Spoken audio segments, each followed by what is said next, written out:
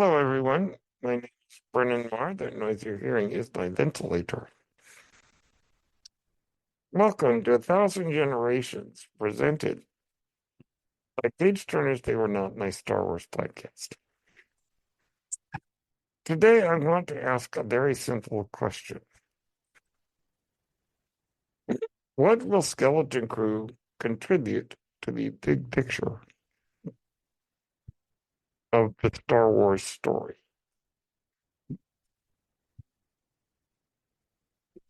Before we do that, and let me do what I did promise yesterday. So yesterday, I was about to talk about what characters from the Star Wars saga we could see Delta Crew, and then I said, let's put a pin in that and talk about it at another time. Okay, now we should talk about it. Now, I don't think we are going to get a lot of familiar faces. I think it just my gut feeling is that they're going to keep this very much in its own sandbox. Now, I have no confirmation of that, just a feeling that that's what they're going to try to do. Now, the the series will take place around the same time as The Mandalorian. So it's part of what has been nicknamed the Mandoverse.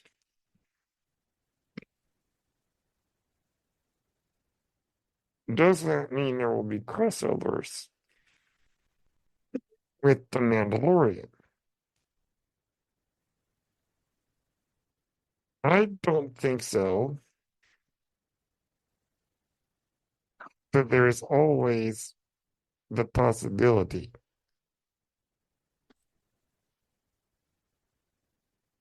Now, certainly the most perhaps obvious thing that people might imagine is the Mando himself, Din Djarin, showing up in the movie. Sorry, the series. I keep referring to Skeleton Crew as a movie, probably because it's capturing the spirit of 80s movies. In the series, it isn't likely that Mando will show up. Well, I'm going to say it might not be likely, but it certainly is the most logical of those connections because it's taking place at the same time. Now, Mandalorian himself and Grogu showing up and interacting with these kids seems like a very obvious connection. It would certainly be adorable to see these kids interacting with Grogu. But I am of the just a feeling that that's not going to happen. Now, maybe I'm wrong. But as I said, Mando and Grogu are the most logical, I think. Now, another one that might show up. Um, now, as fans, myself included, before they announce a new show, if they tell us what time period it takes place in, the immediate thoughts go to, oh, who's going to show up? Now, I've been trying hard not to have that mentality this time around. Now, I trust the showrunners. And I believe that if a character shows up, a character that is from another part of Star Wars, if they show up, there will be a good reason and it will work in the story. Now, one character who might appear, who is not necessarily a big name, is Carson Teva. Carson Teva is that X-Wing pilot shown up in the Book of Ahsoka and the Mandalorian, played by Canadian actor Paul Sun-Hyun Lee. Recently, you played Uncle Iroh in the live-action Avatar series, the Last Airbender series, I should say. Now, so far, he has appeared in the other three Mandoverse shows. I think that if any character were to show up in Skeleton Crew, it would be him. Now, often when fans start to think about, okay, who's going to show up? Who's it going to be? They think about the big names,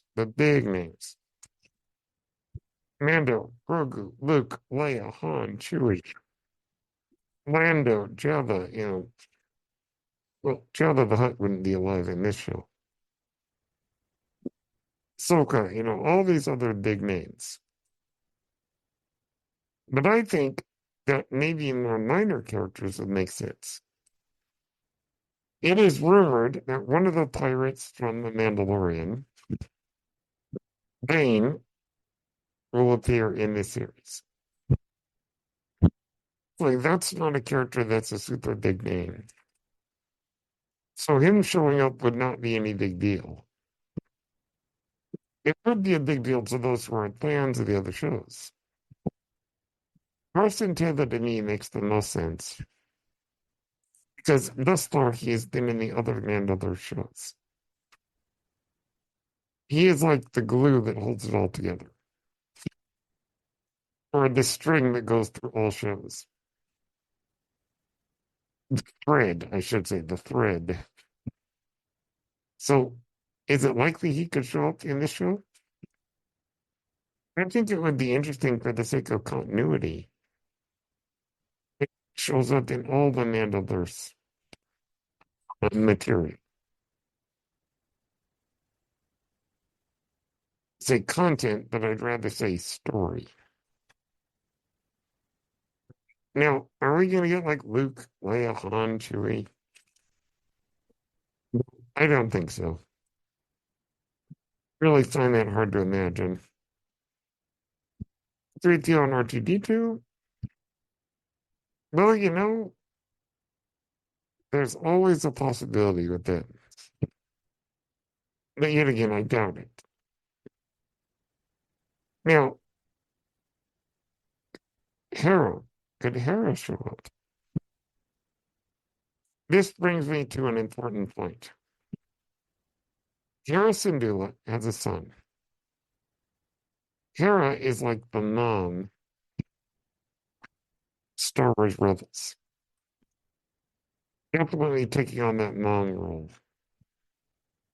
He has a son named Jason.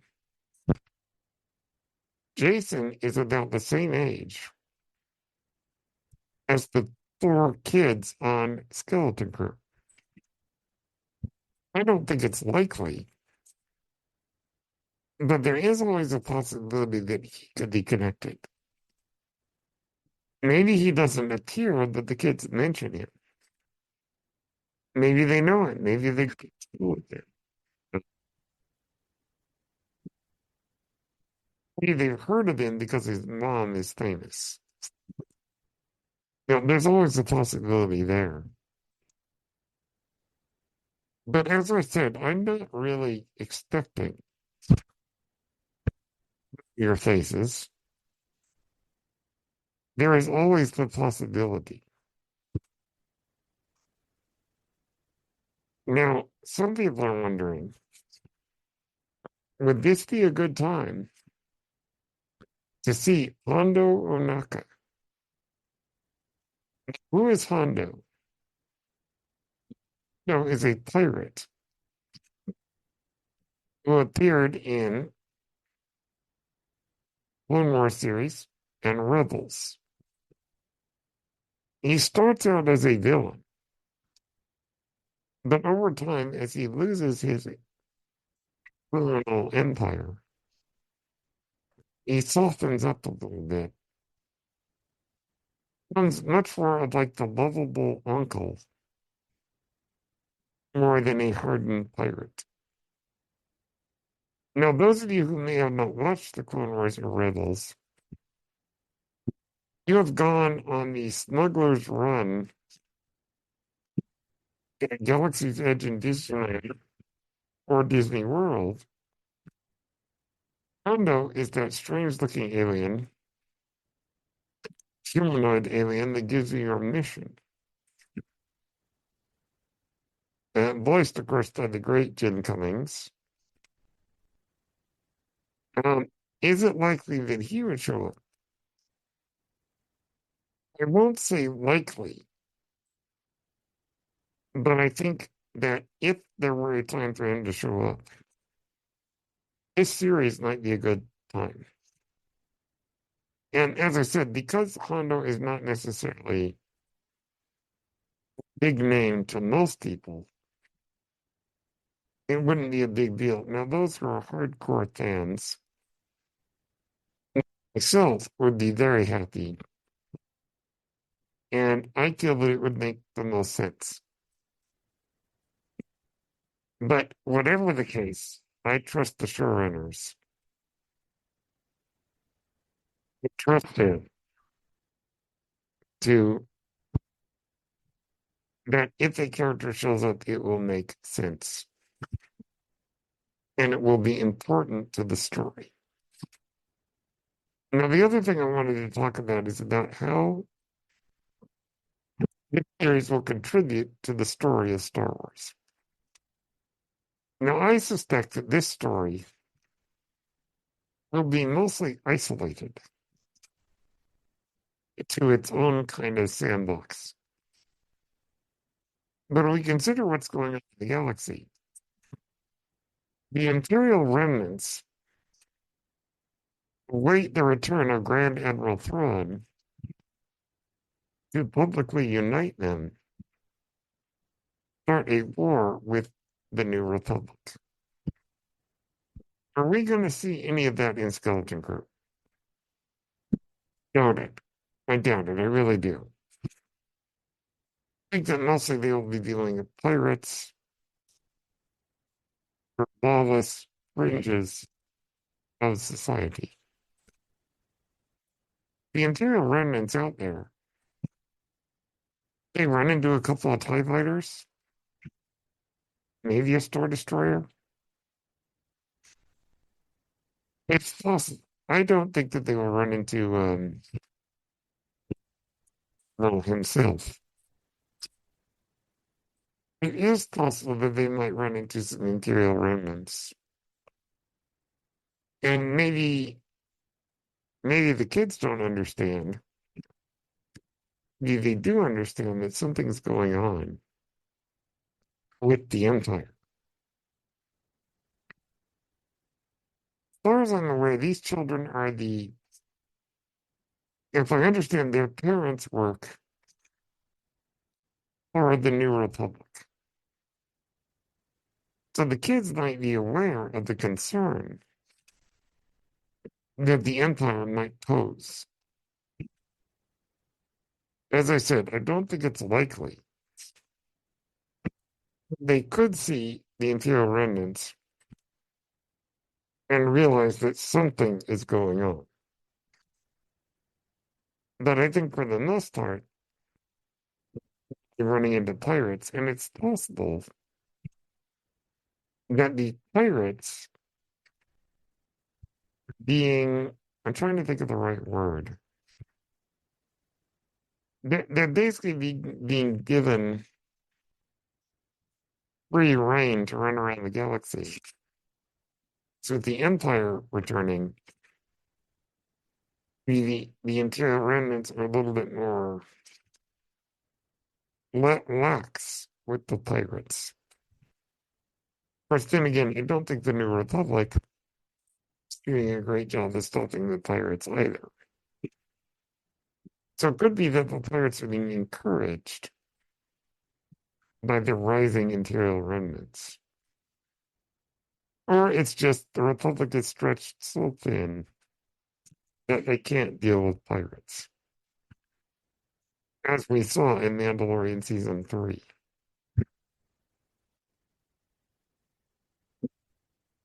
Now, it will be interesting to maybe get a sense of what is daily life in the New Republic like.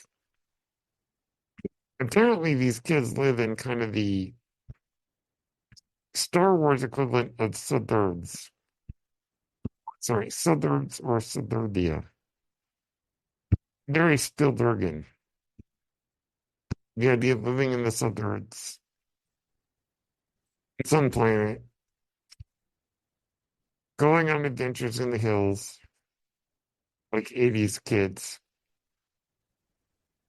And we'll see what daily life in the Republic is like.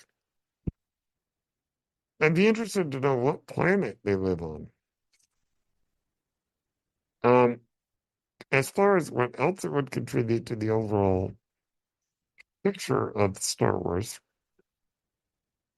as we're getting into this particular time period, which has not really been covered by any other Star Wars storytelling,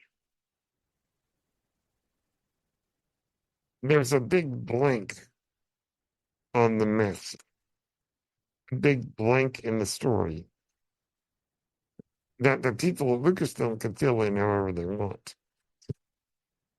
Do I think it will eventually be a war between the Republic and Thrawn? Yes. Is this show going to have anything to do with that? I don't think so. It's also going to be interesting to notice, are any of these kids or characters Force sensitive? Do any of them have the Force? Could any of them go on to be students of Luke Skywalker? Now, I don't think anybody necessarily needs to be a Force user. It would be interesting to see that they're living in an era when there aren't a whole lot.